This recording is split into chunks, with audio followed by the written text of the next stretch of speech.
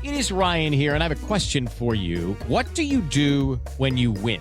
Like, are you a fist pumper, a woohooer, a hand clapper, a high fiver? I kind of like the high five, but if you want to hone in on those winning moves, check out Chumba Casino. At ChumbaCasino.com, choose from hundreds of social casino-style games for your chance to redeem serious cash prizes. There are new game releases weekly, plus free daily bonuses. So don't wait. Start having the most fun ever at ChumbaCasino.com. No purchase necessary. VGW Group. Void where prohibited by law. See terms and conditions. 18+. The Motor Dream podcast is recorded on Camaragal land of the Eora Nation. It always was and always will be the lands of the First Nations of Australia.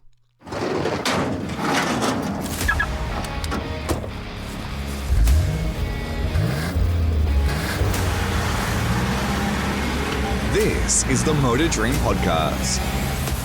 G'day, and welcome again to the show where we can dream just a little about what our dream garage would be if money was no issue whatsoever. Connor McNally with you, and thank you for joining me for episode 27 of the Motor Dream Podcast. Well, so far in this second series, we've featured two Australian motorsport champions, a third-generation member of Australian motor racing royalty, and a commentator come award-winning mechanic. And that's already an impressive bunch. But what if I told you in this episode we have an Australian Olympian as our feature guest? Stick with me because my guest may just surprise you. If you're a regular listener to this podcast series, thank you as always for supporting. And for those new to the podcast, here's the premise of what it's all about. I tell my guests that one day they wake up to discover that they've received a text telling them to check their bank balance. They then open up their bank app and they suddenly discover that they're instant billionaires. As soon as they discover their newfound fortune, they get an email from this mystery benefactor that tells them that they can spend anything that they like and they can buy any car, bike or machine that they want. There is a catch though. They are only allowed 3 cars, bikes or machines in their dream garage. Sounds easy in theory, but trust me, it is not. As always, be sure to like and subscribe to the podcast itself on your favourite podcast platform, and please leave a review to not only help boost our ratings, but also spread the word of the show itself. And be sure to follow us on our socials, which we'll tell you a little bit more about at the end of the show. Now, in previous editions of the Motor Dream podcast, we've been quite fortunate to have some prominent Australian sporting personalities who have shared their passion for motorsport and motoring outside of their original sporting careers, such as Commonwealth Games gold medallist for road cycling Rochelle Gilmore and Australian Ironman champion Guy Andrews. And now we can add a member of Australia's women's artistic gymnastics all-around team to this list. Known within the sport as Australia's Beam Queen, Emma Nedov, along with Ruby Pass, Kate McDonald, Brianna Scott and Emily Whitehead, represented the Australian team's efforts at the 2024 Paris Olympics, where they finished in the top 10. This was a great result for the Australian team, which had not made the Olympics since London 2012. It was also the accomplishment of a lifelong dream for Nedov, who had come out of retirement just 3.5 years prior, having missed out on the 2020 Tokyo Games. Nedov's gymnastics achievements, both domestically and internationally, are highly respected. She is a multiple Australian champion on the balance beam and won a FIG World Cup gold medal in 2020 in Azerbaijan on her specialist routine. She has also represented Australia at the FIG Artistic Gymnastics World Championships 3 times, her last being in 2019. But away from the gymnastics floor, she professes a deep love for motorcycling, which began at a very young age with her parents growing up in Sydney's northern suburbs. Though she had an active interest during her gymnastics career, it wasn't until her initial retirement during COVID in 2020 that Nedov seriously took up motorcycle riding as a passion. Now, 5 years on, Nedov and her partner Julian are both active motorcyclists on the open roads of Victoria, where she now calls the Garden State home. Her activities have since extended to track days at Sydney Motorsport Park, Broadford and Phillip Island, and in recent times she has done some occasional stunt work, which is actually quite a fun story to listen to. And now, in her current role as a qualified sports nutritionist and mentor, Nedov is coaching the rising stars of Australian motorcycle racing on how to look after themselves physically and mentally in the heat of competition. This also extends to the world stage, where she also looks after the nutrition and mentoring of Australia's sole representative in the FIM Women's Road Racing World Championship in Taylor Elf. So as you can appreciate, she is a very busy person. But she was able to find the time late last year to sit down and chat with me about her passion for motorcycling as well as what her dream garage would be, which does include her partner's four-wheel pride and joy. You'll have to stick around to find out what it is. So without further ado, I hope you enjoy my chat with FIG World Cup gold medalist and Australian Olympian Emma Nedov.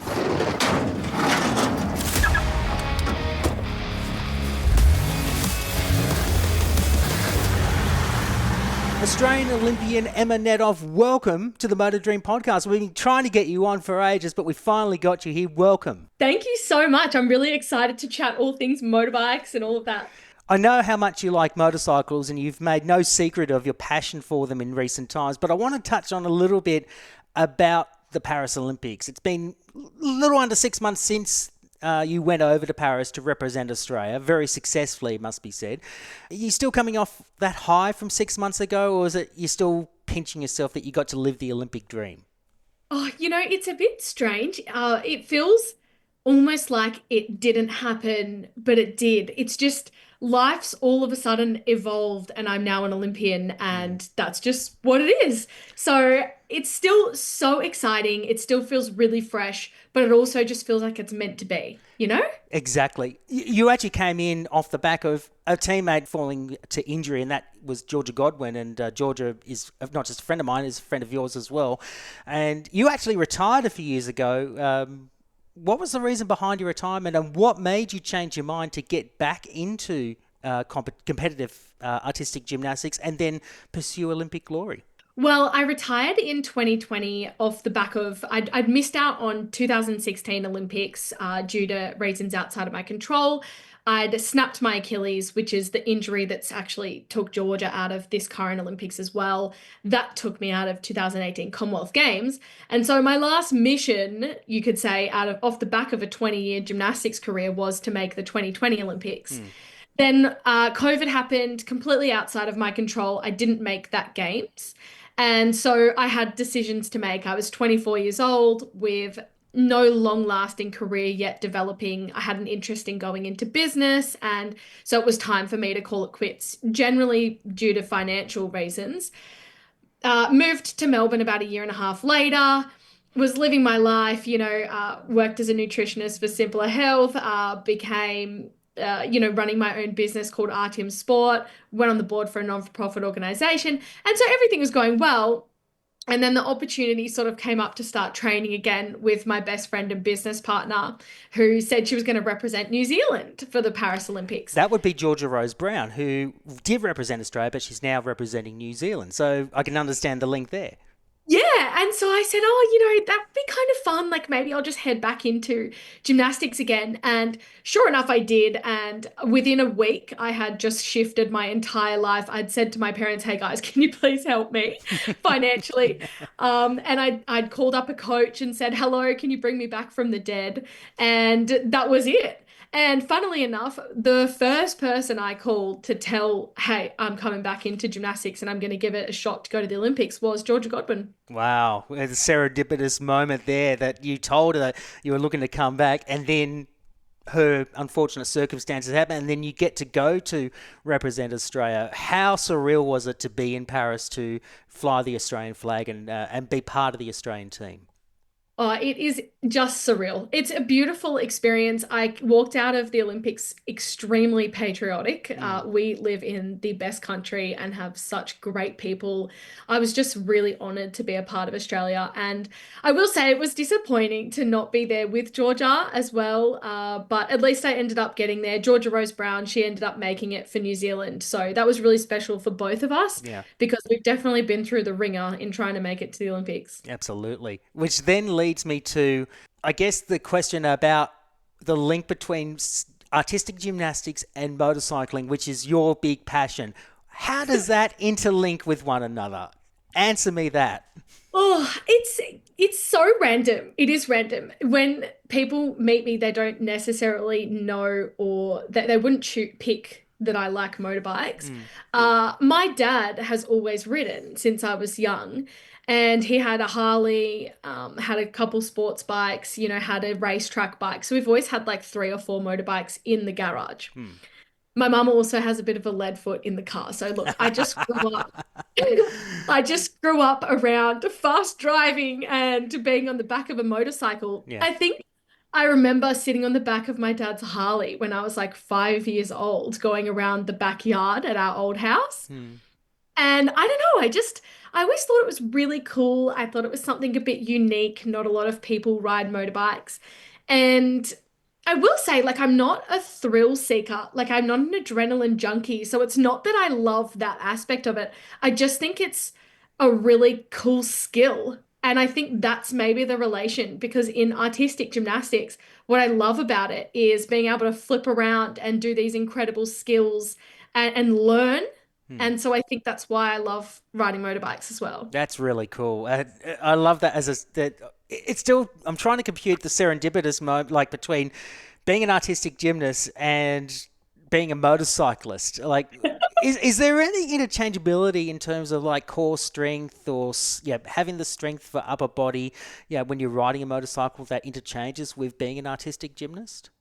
Oh yeah, definitely. I recently look to in all seriousness, my motorcycle journey is just beginning because I had signed documents being when I became a part of the Australian national team for gymnastics saying that I wasn't going to do anything dangerous. So naturally my parents were like, Emma, you can't get a motorcycle until you quit gym. So in 2020, that's when I got my motorcycle license. I basically signed the document saying I'm retired from gymnastics and I went and got my L's. Wow. So, yeah, that's when I sort of started riding motorbikes. So I've only just begun. However, I recently bought more of a sports bike. What have you and bought? I noticed, oh, okay, so I got a Triumph Daytona 675. Oh, now they're nice. They are nice. I love it. I love it so much.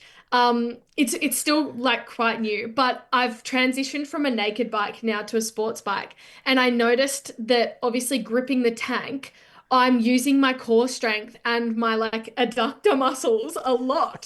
So if I go for like a long ride, I'm like grateful that I have the core strength because otherwise my wrists would get sore. Absolutely. But did it shock you initially when you were starting to learn to ride a motorbike, how much of that strength you needed to not only hold on to the machine, but to maneuver the machine itself? Oh yeah, big time. And I would also say like an element of trust that you can do like that you can use a machine, Like I had learned that from gymnastics because I'm constantly doing flips and skills on an apparatus. Yeah. I was like, "Oh, cool. I know how to use this piece of equipment." That's really cool. When you started the journey, once you've retired, to go and ride a motorcycle, what was the first steps? You obviously bought the bike, you went and got your L's. Did you go and do like a riding course? Was this up in Sydney or was it in Melbourne by the time you moved to Melbourne? This was in Sydney when I got my license, Right. and thank goodness because my dad, honestly, I think that my dad is more excited that I ride than me. What about your mum? Was she just as excited or was she just like, oh, be careful? Or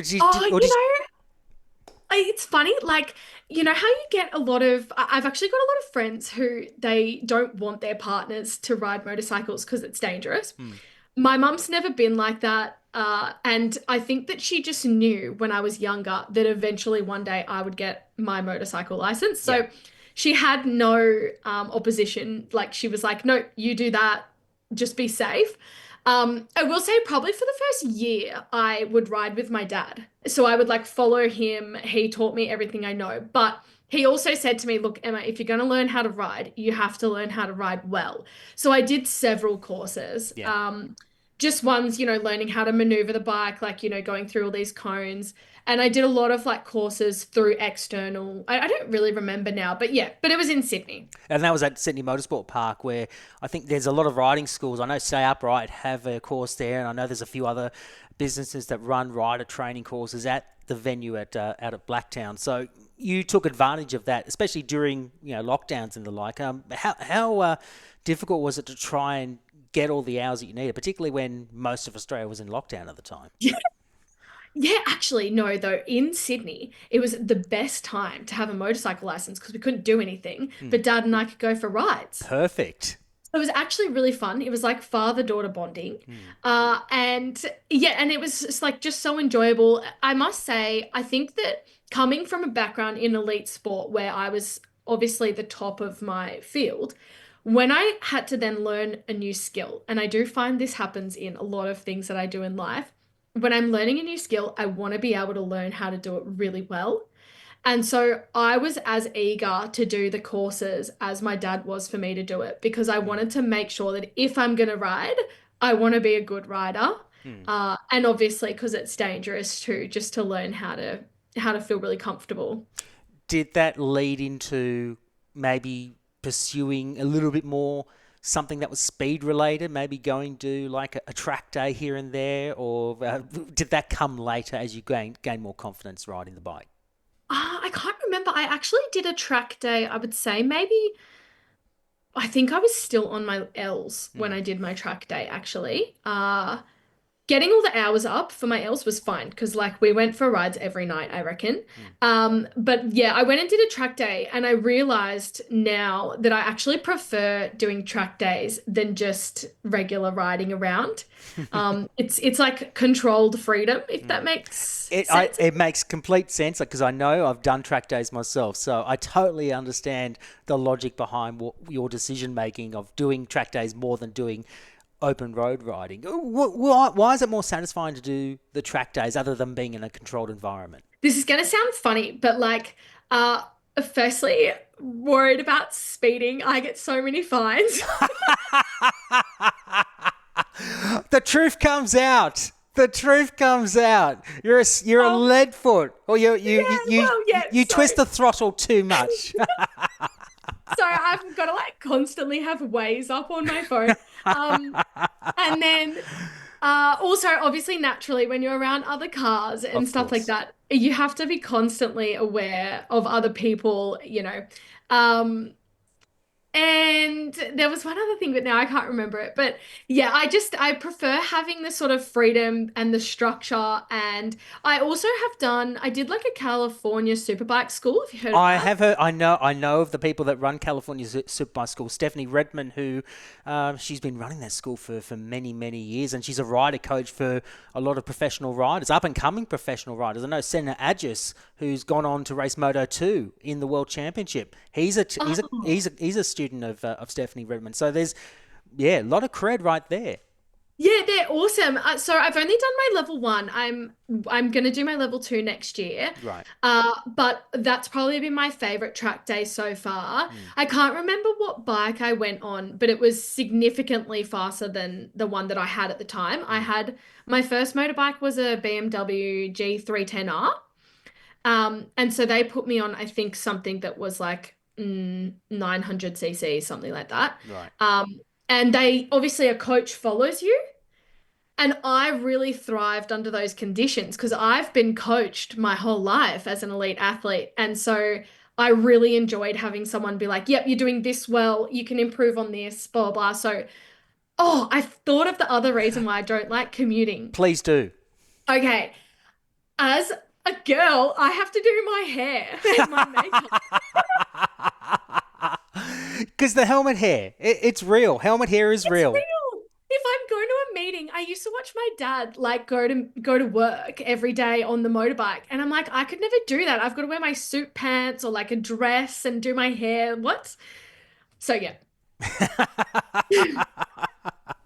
You could just do with them. You could just drive in a car and get your makeup done and everything and all the hair just before you jump out of the car. That's why I do. I drive. Yeah. Fair point. Fair point. So the California Superbike School, you do that, and you obviously thrived under those conditions where you were coached to be a better rider. And obviously that's another interlinking part of your artistic gymnastics career into being a motorcyclist. Did you learn so much from that? Oh, so much. Yeah, it was great. It was to the point where I said, because I still hadn't done gymnastics, I was still in retirement at this time. Yeah. And I like said to my dad, I'm like, how hard is it to get into motorcycle racing? Like, is that the moment where the light bulb just went bang? It went on and go, I could do this if I really took it seriously. Yeah, absolutely. I still stand by it. I would so love I would much prefer to learn how to be like a racer than just an everyday commuter. Or one thing, I did do a wheelie lesson one time with my partner because I wanted to learn, and I still want to learn how to do motorcycle stunts. Interesting. Yeah. Interesting. What spurred you on to potentially look at doing stunt work, being a stunt rider? Well, initially when I finished up gym, I went on this TV show called Ultimate Tag. Okay. Don't look it up. Just, yeah. Anyway, but You know I will now, and so many others that will be listening will be looking it up. Um, but it was essentially a TV show where I was a character, like think Gladiators. Oh, I was a yes. character, and we had to run around an obstacle course and chase a player. Yep. And you had all these obstacles around that you had to flip around or jump over, all of that. Yep. And a lot of the people on the show were stunt performers, like full-on Hollywood stunt performers Yeah. and parkour athletes. And that's when I realized, oh, all of the skills that I've learned in gymnastics are super translatable to stunt performing. And then I thought, oh, well, I love motorcycles. I doubt there's a lot of females that are stunt performers that can also ride motorbikes. And so I tried to pursue it at one point and I rode a motorbike. This is going to sound so funny. I was the motorcycle stunt performer in a Honey Burdette campaign. Really? That's interesting. How did that come about? Oh, just I knew like the lady at the time that was the executive assistant to the CEO of Honey Burdette, and they were making a campaign. Oh, what was the bike? It was a beautiful bike. It was just off the market as well. I can't remember. I'll find a photo. Yeah, that'll be good. Literally, all I had to do was we were on an airstrip in just outside of Sydney somewhere. Would it be Badgerys Creek or something, or Bankstown Airport? What was the second one? Bankstown Airport? I think it was that one. Yep. And all I had to do was just ride it in a straight line. Oh, perfect. in leathers and stilettos. That is very unique. Yeah. Was it difficult to ride in stilettos, or was it straightforward? It was shockingly easy. Really? Yeah, so fine. Yeah. I wouldn't recommend it, but it sounds... I probably wouldn't recommend like quickly putting your foot down or something, but yeah, it was pretty easy. It was good. I got some badass photos. I would like to see that, actually. That would be really, really cool. But that's obviously spurred on that interest to do stunt work. Now that Paris is done, and I'm not sure if you're going to continue being an artistic gymnast leading into the Los Angeles Olympics, which are in about 3.5 years' time, or even the Commonwealth Games, which are going to be in Glasgow. But if you had the opportunity to do some more stunt work, or would you have to put that on hold to continue pursuing the resurrection of your athletic career? No, I'd do both. Really? So you'd be okay with that? Yeah, totally. So my plan for gymnastics is to continue training. Right. My personal performance at the Olympics wasn't as good as I wanted it to be. I had only been back to training for 9 months. So it was actually a bit difficult being at a competition to that magnitude with only 9 months training off the back of a 3.5 year career. Retirement, sorry. Yeah. And so the intention is to continue training.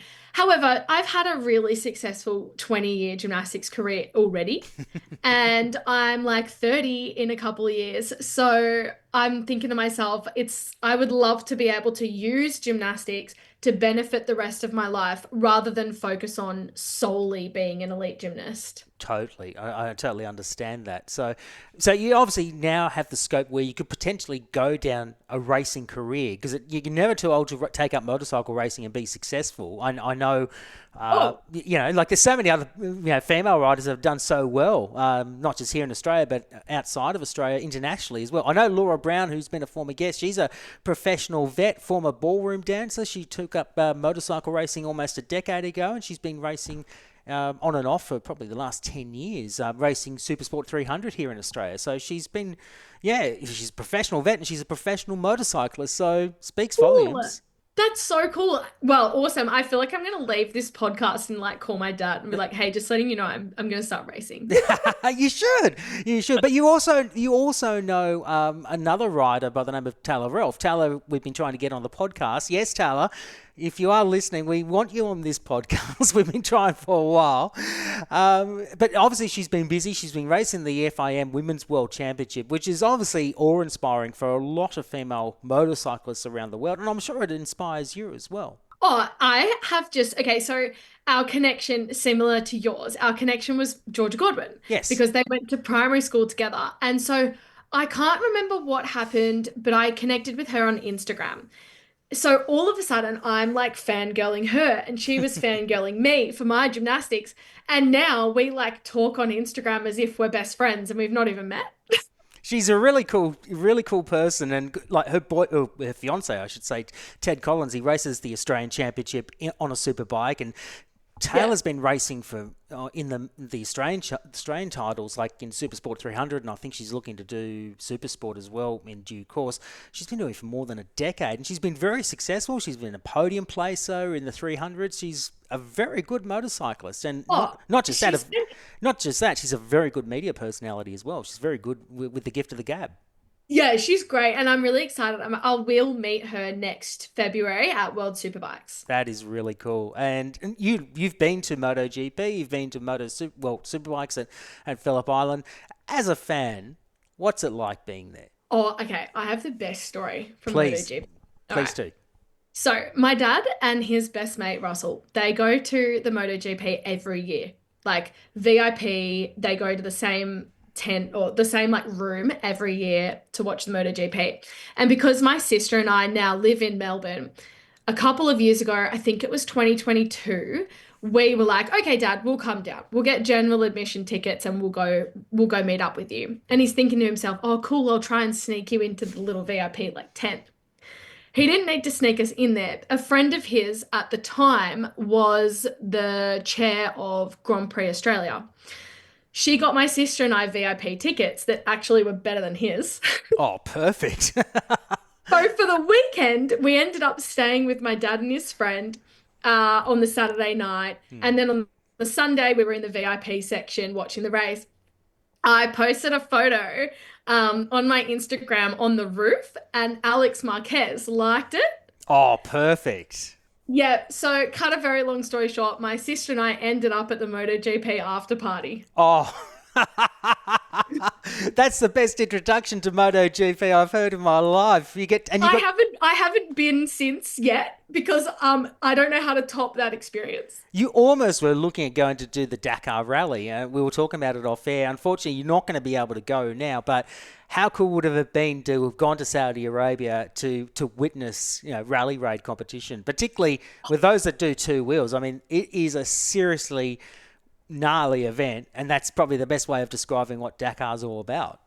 Yeah, oh my God, it would have been so exciting. I think, I've always watched MotoGP on the TV, like alongside Dad, I guess. Yeah. But to actually be there is so thrilling. Like, it's just so much fun. It doesn't even matter if you don't like bikes. My sister doesn't necessarily know that much about it, but we had the best time. So it would have been so good to go over to Saudi Arabia, but another time. Exactly. Well, you got plenty of time. There's plenty of opportunities to do Unless so. someone listening to this wants a friend, I'll come.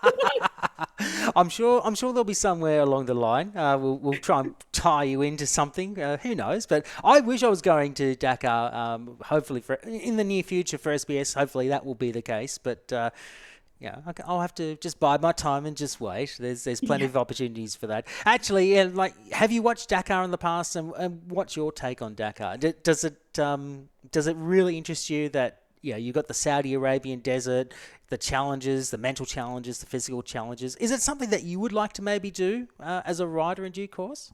Oh, no. Really? Too scary for me. Yeah, I like it. I wouldn't say I watch it religiously, but I definitely see snippets. It comes up on my TikTok and my Instagram a lot. I think I watched the race a couple years ago, must have been. And then I got back into it because someone had said to me, oh, do you want to come watch with me? like next year. Yeah. But I would not be interested. I'm a little bit too scared. I'm pretty chicken. Like, yeah. And I much prefer the safety of the road. I can only really relate that rally experience to learning how to ride like motocross, like Yeah. dirt bikes. Yeah. And I don't like it as much as road bikes. Really? So have you actually been to like a motocross meet? Like say Yeah. like a Broadford or Wonthaggi? Have you been to those kind of events? I went to not an event, but I went with my dad and some of his friends a few years ago to Louis in Mudgee. Oh, yes, yes, yeah. Yeah, it's like I think it's a motocross. This is bringing back memories. I'd forgotten all these things. It's a motocross location, Yeah. right? And so I had a bit of fun riding dirt bikes around there. But honestly, I find it a little scary because you're like slipping all over the place all the time. Really? That's an Yeah. interesting take because I love motocross racing. I'm showing my age here because I've grown up. There was a series back in the 80s called Mr. Motocross, and there's some vision on YouTube that you can find. And the Pro MX, the National Motocross Series, which now I guess is the success of what Mr. Motocross was. Like you get a lot of manufacturers, a lot of privateers. They're all racing against one another, and they're racing for like 25 minutes to half an hour. And it's just very technical, very competitive, and a lot of the whoops and the jumps, and it's just really, really cool. So I find that kind of motorbike racing more exciting than MotoGP or Superbike. Mind you, I have a soft spot for the Superbikes. They are really, really cool. So that's personally my preference. Just motocross racing really does it for me. I don't know why, but I find that really entertaining. I find it entertaining. I love watching it for Yeah. sure. Yeah. And I love watching like the Red Bull athletes go up and do their flips and stuff. And As they do. that's nuts. That's absolutely crazy. But and like Nitro Circus, Harry Bink. Yes.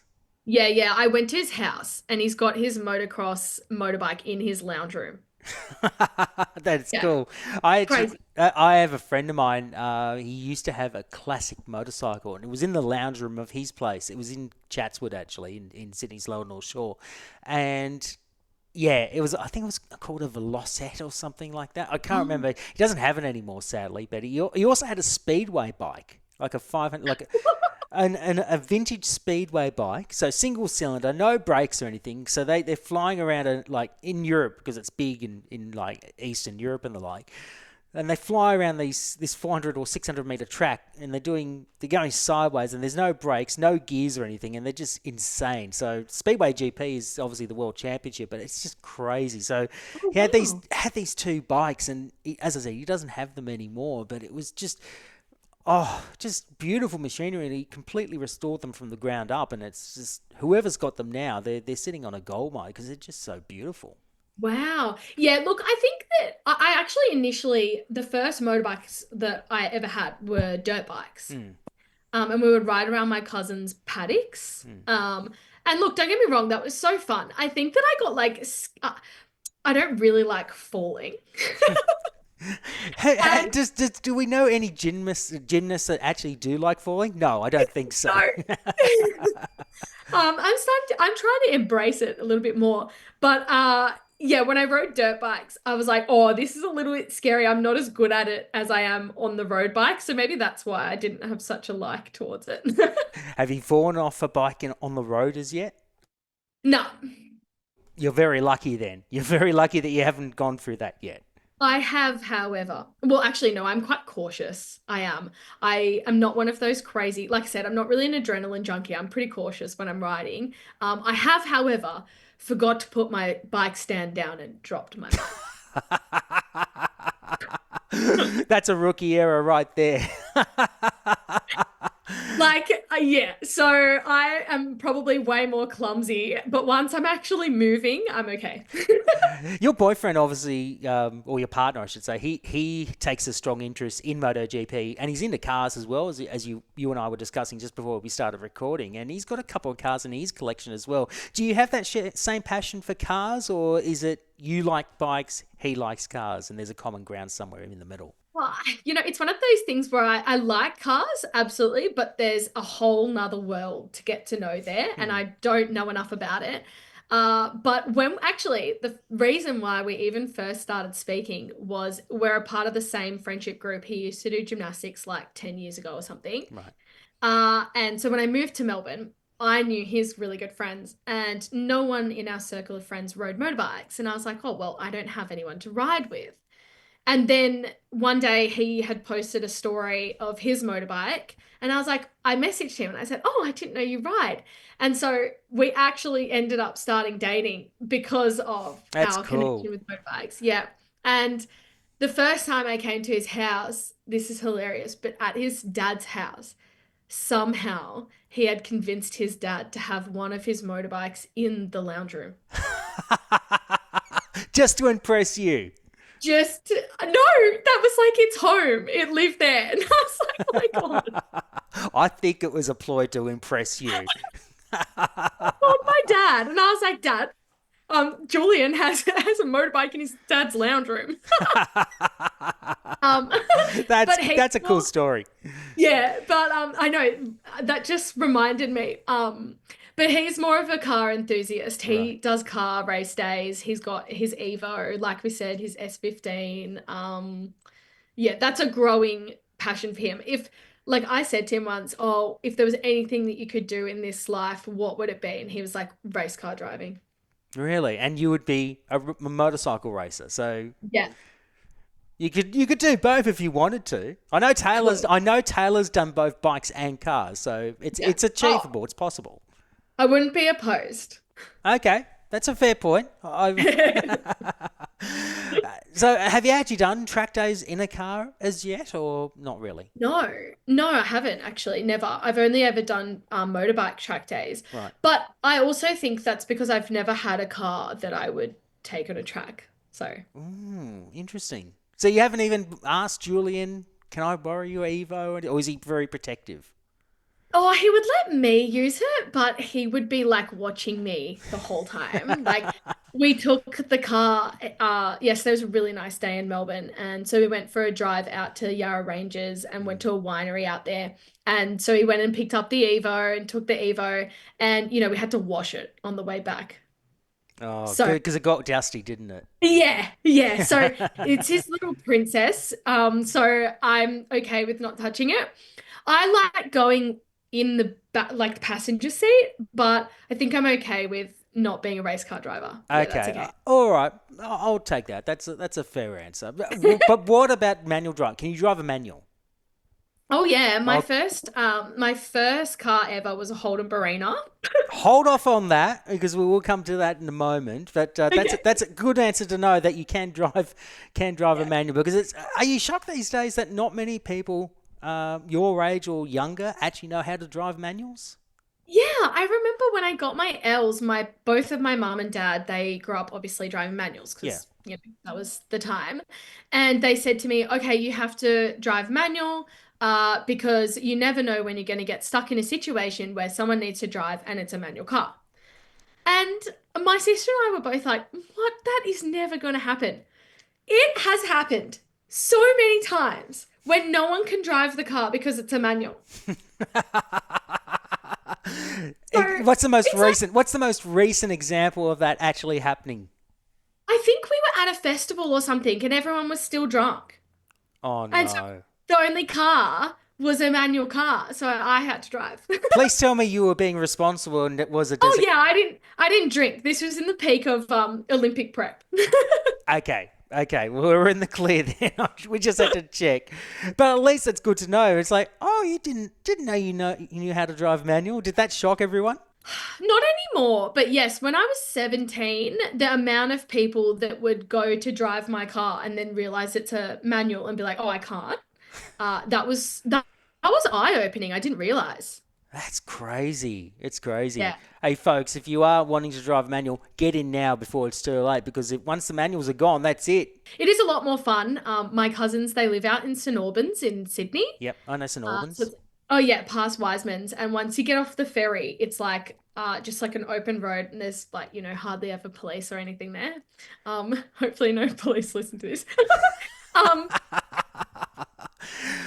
We'll be careful about that. But yes, I know St Albans very well. Yep. And have you done Galston's Gorge as well? Have you tried to do the? Yes. Yeah, it's cool fun. That's good. I did do that. That was an important process in learning cornering for me. But I used to enjoy driving a manual out there because it is kind of fun. You do feel kind of like really cool.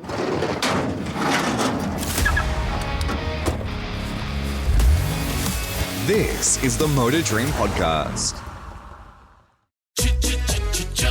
Looking for excitement? Chumba Casino is here. Play anytime, play anywhere. Play on the train, play at the store, play at home, play when you're bored. Play today for your chance to win and get daily bonuses when you log in. So what are you waiting for? Don't delay. Chumba Casino is free to play. Experience social gameplay like never before. Go to Chumba Casino right now to play hundreds of games, including online slots, bingo, Slingo, and more. Live the Chumba life at ChumbaCasino.com. No purchase necessary. VGW Group. Void where prohibited by law. 21 plus. Terms and conditions apply.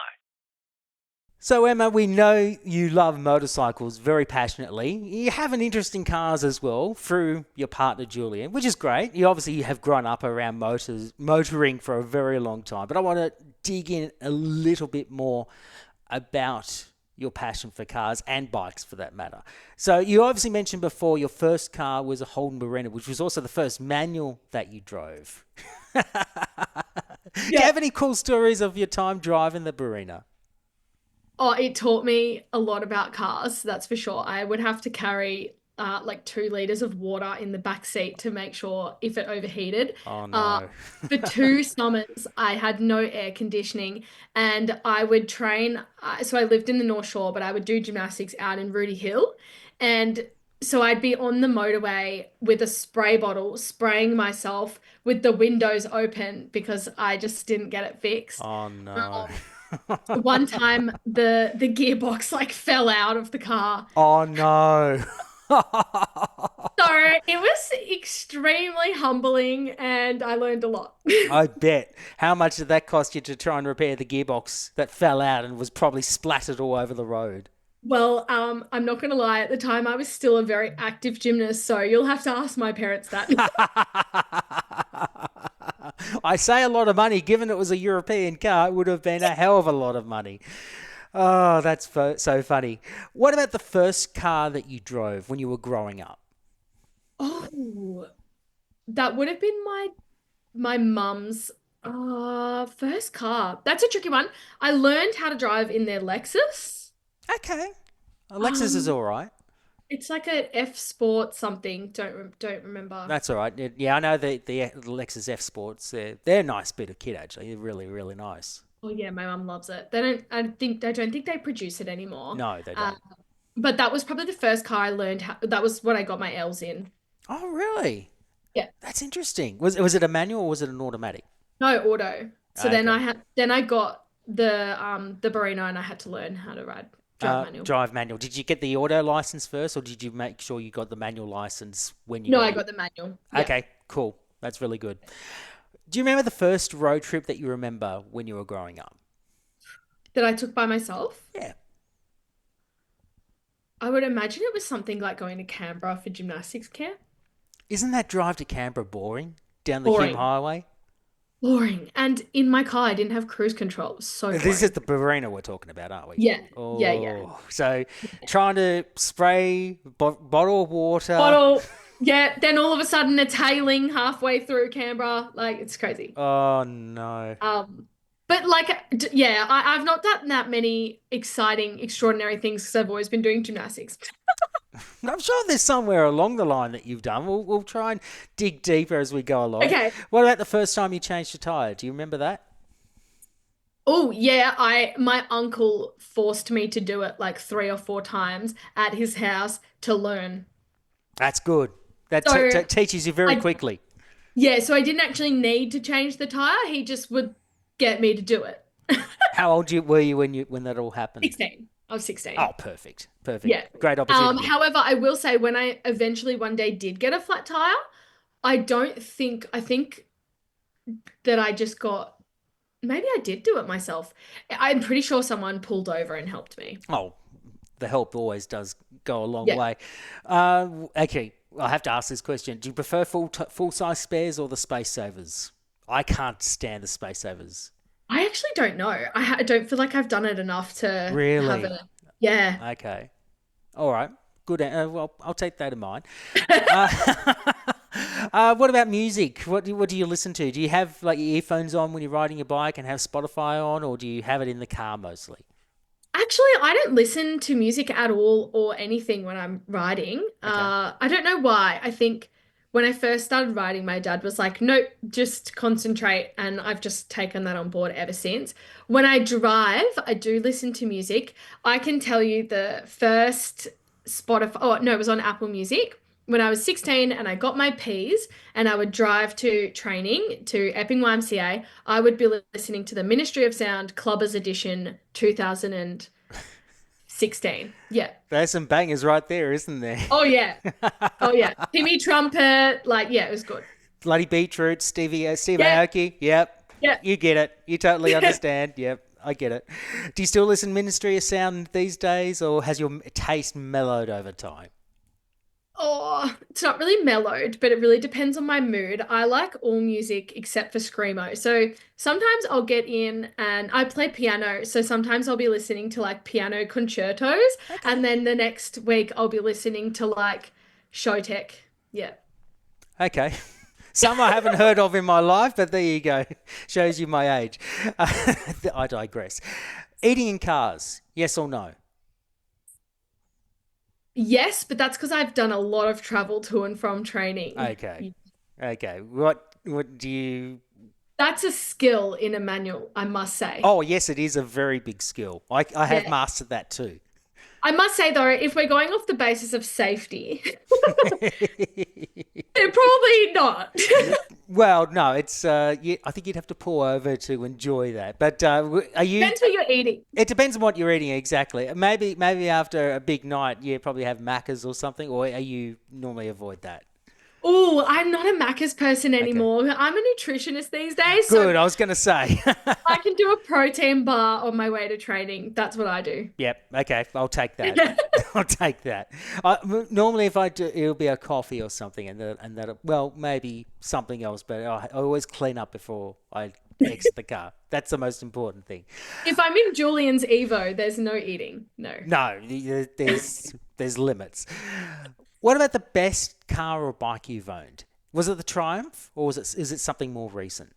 Oh, no, it's got to be the Triumph for sure. But I did get an Audi A1 car. Everyone has their opinions on Audis, but to me, that was the cutest little weapon after my Barina. Like that was the best. I loved that car. I just felt like it really suit me.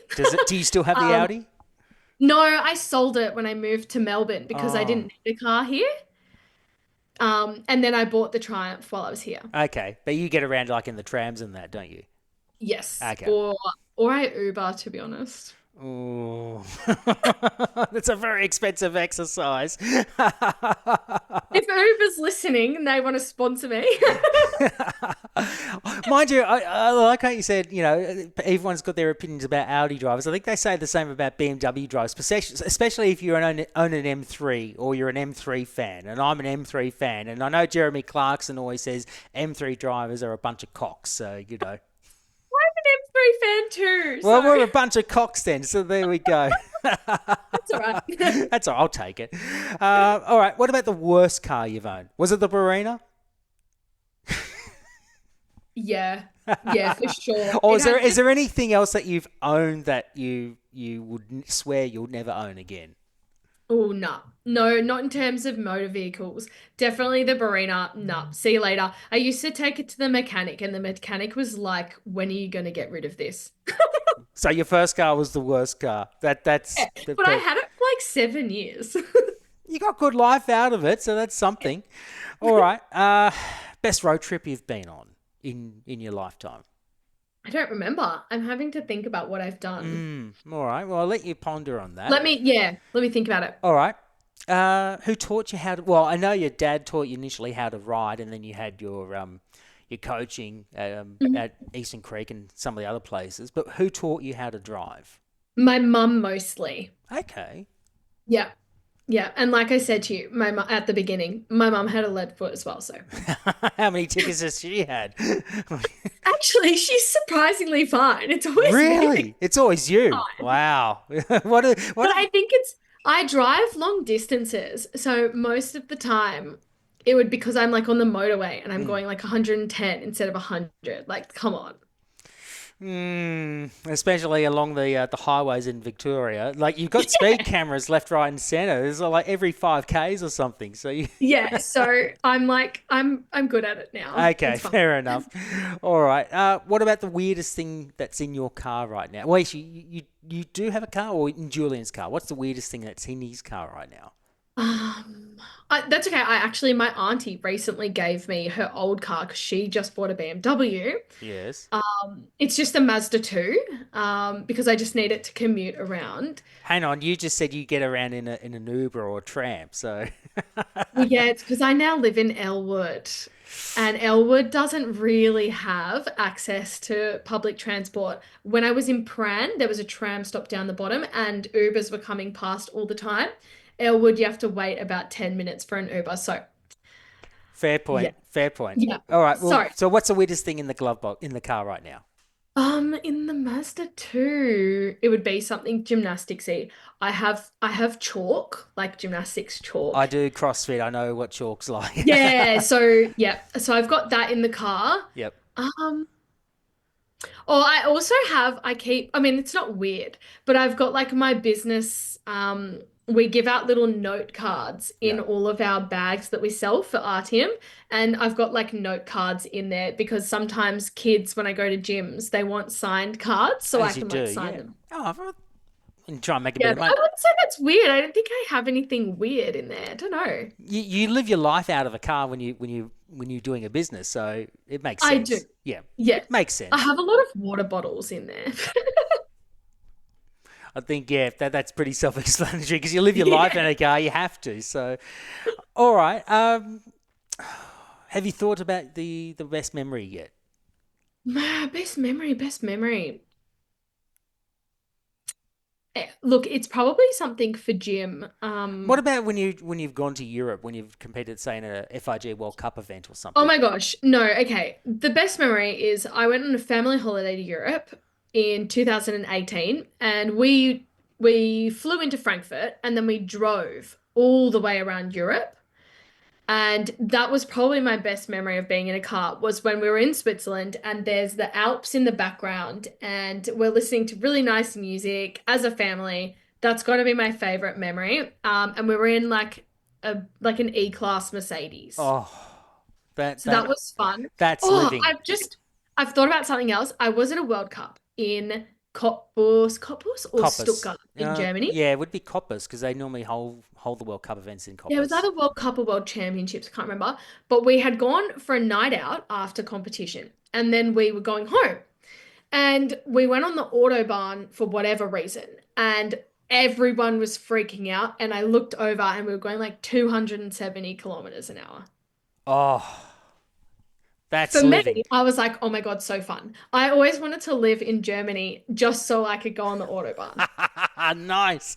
Yes. All right. Do you want to throw who's under the bus and who freaked out? Can we name names? Who was in that car? There was a girl called Talia, my friend Mitty, and and my Hang friend on. Are we George. talking of Mitch Morgans? Are we talking Mitch Morgans? Did he freak out? Yeah. Mitch, seriously. Man up, buddy. It's not that fast. I think it was more like we were all shocked. Like, Really? yeah. I was on the bullet train in Japan last year for a trip, 300 kilometers an hour, and obviously compression in the carriage and all that because so you're not feeling it so much. But when you see the speedo at 300 kilometers an hour, thinking this is cool, this is really cool. That is really cool. Yeah, So- I'm a fan of that. Yeah, so I was absolutely enjoying that. I was, traveling to Kyoto and then traveling back to Tokyo, and I was doing 300 kilometers, and it was like we were there in 2 hours, like perfect. So, I always wanted to get a bullet train between Sydney and Melbourne. oh well, good luck hoping for that. Good luck. Well, okay, last question. Do you name your cars or bikes And what are your thoughts on people that do name their cars or bikes? Oh, no, I don't really name them. I used to call my Barina Beep Beep Barina. I don't know why. I think Ad campaign always works. So yeah. No, I don't name them, but I feel like sometimes I accidentally gender them. Like I'll be like, "Oh, she's nice," or like I don't know why that is a thing. Um, and people that name them, I'm gonna have to say it depends on what the name is. okay. Yeah, I think it's okay to name it depending on the name and the context around why you've named it that. I know a few race teams do name their cars. I know Holden Racing Team back years ago. We're talking about 1990, so around the time you were born. Peter Brock, late Peter Brock, he had a car named Beth, and that was one of his race cars. One of his Commodores was named Beth. I don't know the reason behind it, but yeah, there was one of the cars I was mean, Beth. As I said, don't know the reason why. I'm sure Aaron Noonan, who occasionally, the V8 Sleuth, he occasionally listens to the podcast. He'll give me the reasons for why they called it Beth. But yeah, I will say though, like I would love to have someone name their car. When you get a dog that's named like a really human name, like, oh, yes. this is Paul. Like, imagine if you had a car named Gary or something. That would be really funny. or call it Fido somewhere along the line. This is my car, Fido. Exactly. Oh, that's really...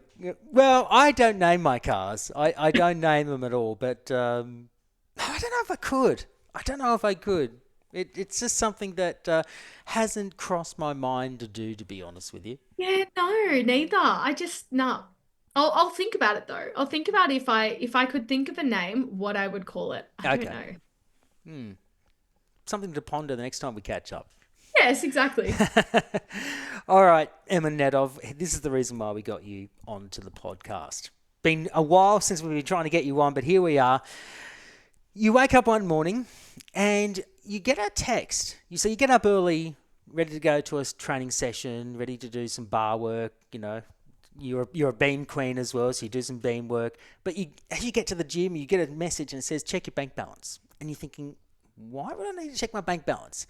So you go, I may as well. You check your bank balance and you fall off your chair literally.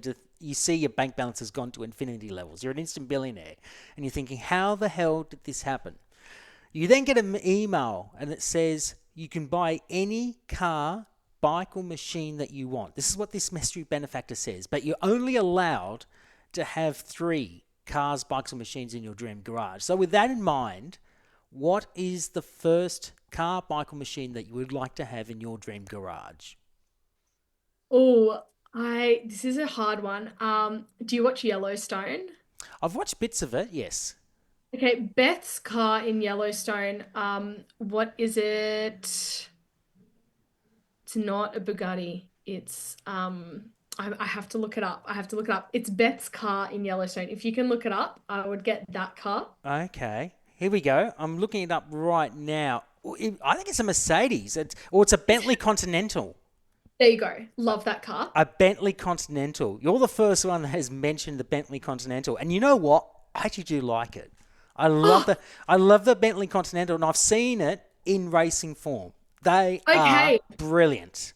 I just feel like they're so stylish and yeah, not many people really talk about Bentleys, I don't think. Everyone's like Lamborghini, Aston Martin, Ferrari, blah, blah, blah. Bentley, yeah, I'm really a fan of that car. That's really cool. So the Bentley Continental, of course, Bentley is owned these days. I think they're owned by Rolls-Royce, or they're owned by Rolls-Royce, which I think is in turn owned by BMW. So there's an interlinking there. But yeah, it's under the Rolls-Royce. I think they share same common platforms. But I do know that the Bentley, just having a look at this, actually, no, it's under Volkswagen. So it uses a Volkswagen platform. So I'm wrong. It's not a BMW platform. So I think they use an Audi platform. But it's a 6-litre W12 with a 6-speed gearbox, twin turbo as well.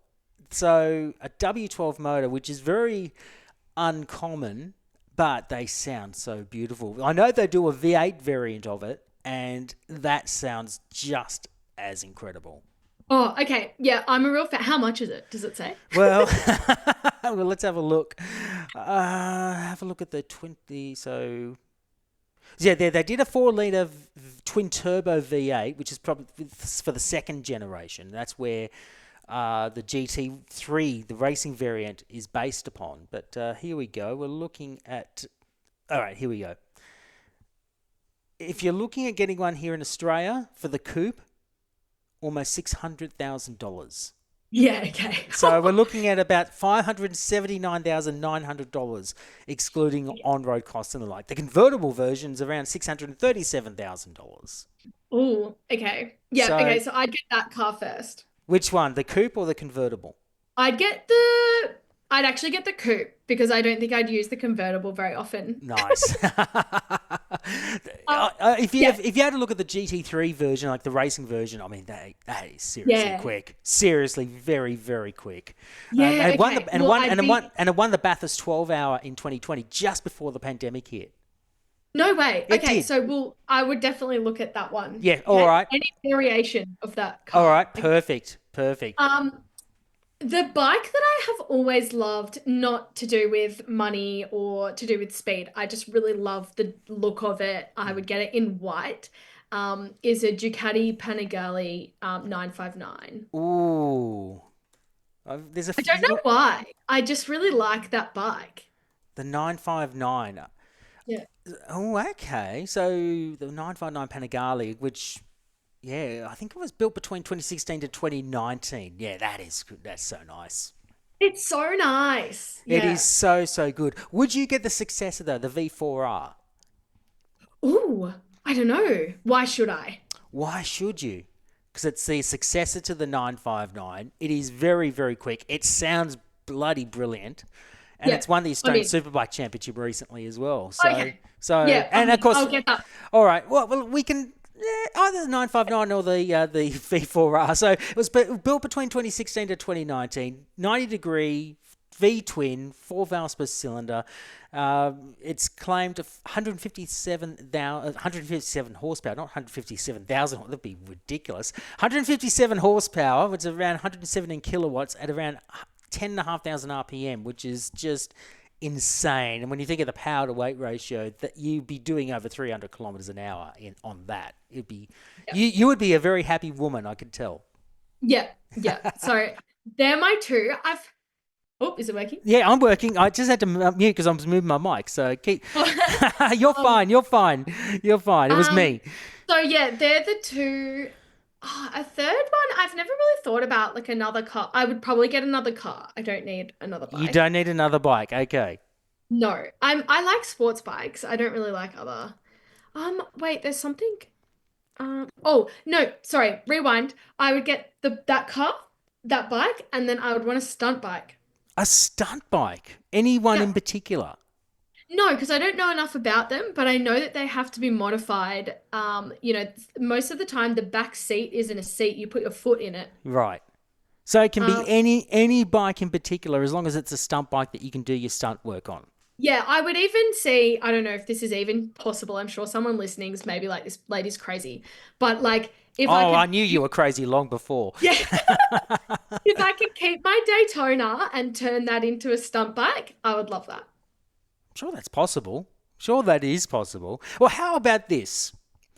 We'll include the Daytona, the Triumph Daytona 675, but in stunt bike form. How about that? Yes. Okay, done. All right. Well, I'll just quickly talk about the Triumph Daytona because I think this is the first time we've had a Triumph in the Dream Garage. So it was built between 2006 to 2016, so a 10-year cycle.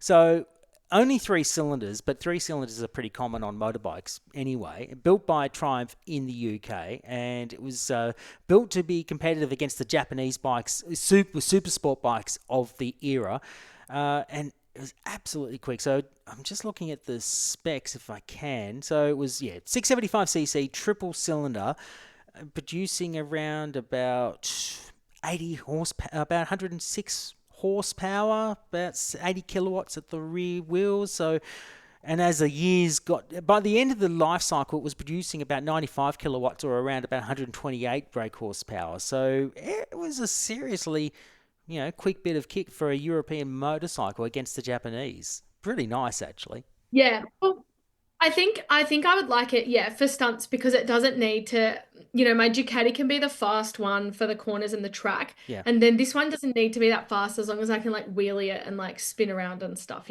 Well, interesting that you talk about that. Triumphs, they're going to be the face for, well, Ollie Bayliss. He's going to be racing a Triumph next year in the World Supersport Championship. So he's gone from Ducati to racing Triumphs in 2025.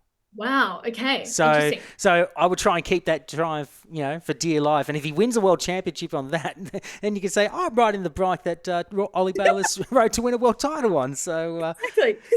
that's really cool. Look, I love that. I think it's two bikes in a car. A Bentley Continental GT. I mean, I do love that. It is a beautiful, beautiful bit of kit.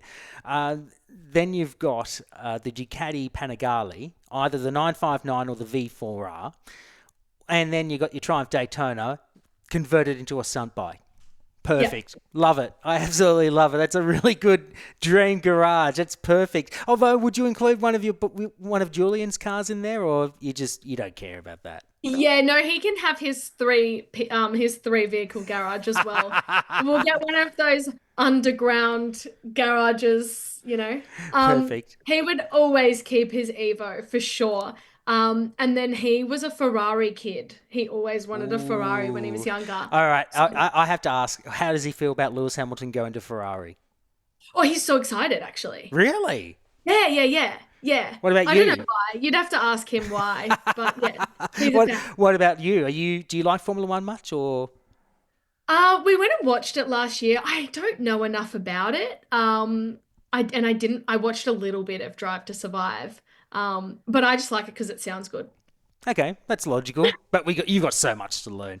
So I went to go watch it, but like you're standing there and it's like zoom. But you do the same when it's MotoGP. Yeah, but you're like standing and you can see way more of the track. Yeah, so true. And Phillip Island is a good track. It's very cool. All right, last question before we let you go. Will we see Emma Nedov racing either here in Australia or overseas in the near future? My gosh. I don't know how to answer this because I like to stick to my word. Yeah. I would like to say yes. I would like to say that would be so much fun. I don't know how feasible it is. I'm pretty sure it can be possible. I mean, anything is possible. If you're still aiming for Los Angeles in 3.5 years' time, I'm sure we can fit in some bike racing or somewhere along the line. Far out. I mean, yeah, totally. I agree with you. I'm not going to say no. If anyone wants to take me under their wing and decide to teach me how to become a motorbike racer, hell yeah, I'm there. Absolutely.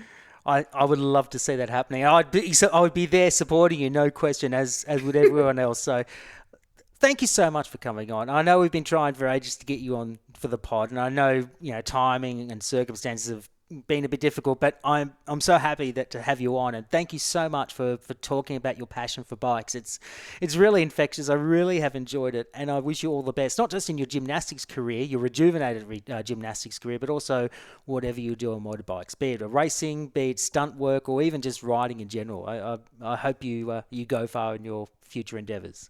Oh, thanks, Connor. I appreciate it. It's been so much fun coming on here. I'm usually just chatting about all things gymnastics, so it's been very thrilling to talk about motorsports.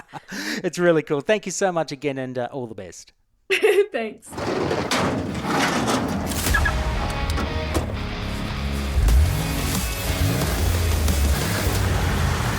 For someone that is passionate about motorcycles, I certainly didn't expect a Bentley Continental in Emma's dream garage. But that said, the Continental in GT3 trim, as it won the Bathurst 12 Hour in 2020, would have to be one of the most beautiful sounding sports cars I have heard in my life, and it has the looks to match the aggressive sound. And her fondness for her Triumph Daytona 675 is quite cool. So it came as no surprise to me that she considered modifying it and converting it into a stunt vehicle. Now, who would love to see Emma tearing up a film set aboard her Triumph wearing stilettos?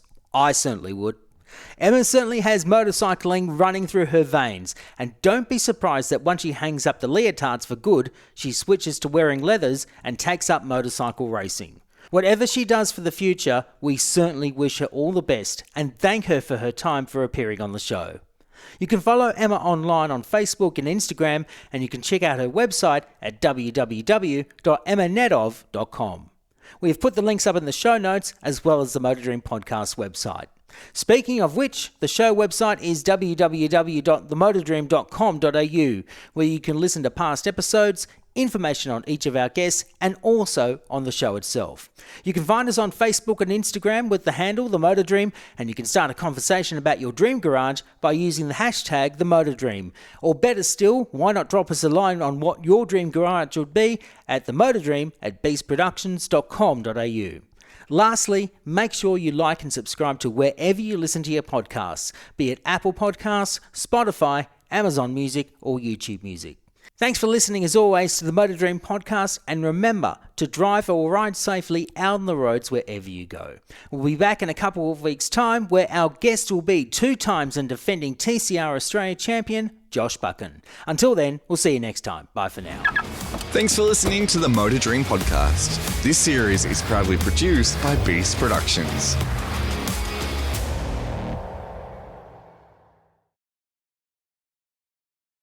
Hello, it is Ryan, and we could all use an extra bright spot in our day, couldn't we? Just to make up for things like sitting in traffic, doing the dishes, counting your steps, you know, all the mundane stuff. That is why I'm such a big fan of Chumba Casino. Chumba Casino has all your favorite social casino-style games that you can play for free anytime, anywhere with daily bonuses. That should brighten your day a little. Actually, a lot. So sign up now at ChumbaCasino.com. That's ChumbaCasino.com. No purchase necessary. VGW Group. Void where prohibited by law. See terms and conditions. 18+.